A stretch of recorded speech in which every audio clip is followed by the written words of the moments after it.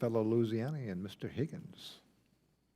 Thank you, Mr. Chairman. I thank the witnesses today. This is fascinating testimony. We certainly recognize the tremendous promise of blockchain technology in supply chains and throughout the private sector. I also recognize the great threat, potential threat in the government sector. I think we need to move forward very cautiously as we explore the broadened use of blockchain technology. The precise tracking of valuable items and inventory at the Walmart level is great. Everyone is within that sphere. There's a financial benefit for everyone involved within the blockchain. But to expand that technology into the government sector, you're dealing with bad actors across the world that could perhaps infiltrate that blockchain, it occurs to me, and know precisely, because of the accuracy, because of the very accuracy that you referred to, sir, in the Walmart example for tracking the mango slices in 2.2 seconds versus 7 days, that same technology would allow a bad actor tracking government secured inventories like weapons or uranium, et cetera, to the exact location. So I'm concerned about the verification. Mr. Jaikaran, you referred to authorized entities. How would we know? Explain to us, help us grasp how the digital or virtual identity versus the actual identity of a blockchain user is verified. How do we know that a bad actor does not have possession of a private key? How do we know a private key has been stolen until the damage has been done? Thank you, sir. As Mr. Romine has discussed earlier, many of the cases that we hear of Bitcoin being stolen is because a private key has been taken and used. So in many examples we've seen to date, we do not know if a private key has been stolen and used. We find out about that transaction after it has posted.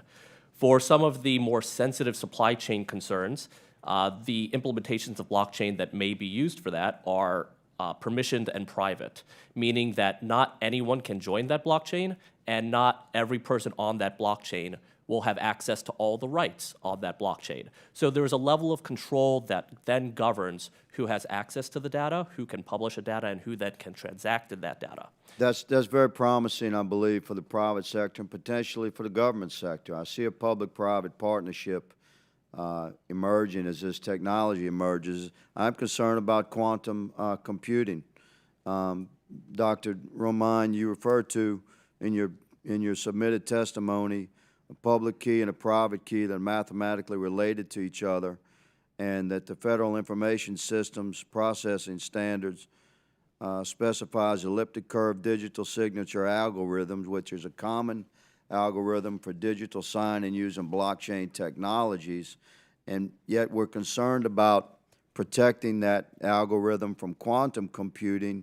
And you referred to that this is leading the global effort to ensure that that encryption is available to industry prior to the emergence of quantum computing. But how would we know that quantum computing has emerged until we have observed its interaction with blockchain technologies? That's a very good question, Congressman. I think the issue here is there's a general recognition that there's a lot of investment around the world in the attempt to develop quantum computing. I think the general consensus here is that it is still a significant number of years away from maturity until we reach what we call a cryptographically relevant computer, quantum computer. The day that happens, I agree with you, I doubt that there's going to be, at least potentially, there may not be a headline around the world that says we've now crossed from a non-quantum computer state into a quantum computer state. It may be that some of the people developing that technology would like to use it before it becomes public. But our goal is to try to move with alacrity in the development of quantum-resistant cryptography so that we are ready in the event that that day occurs. You stated the number of years. Can you give us the idea of a window, sir? The estimates vary. Publicly available estimates vary anywhere from 15 to 30 years. I don't really know.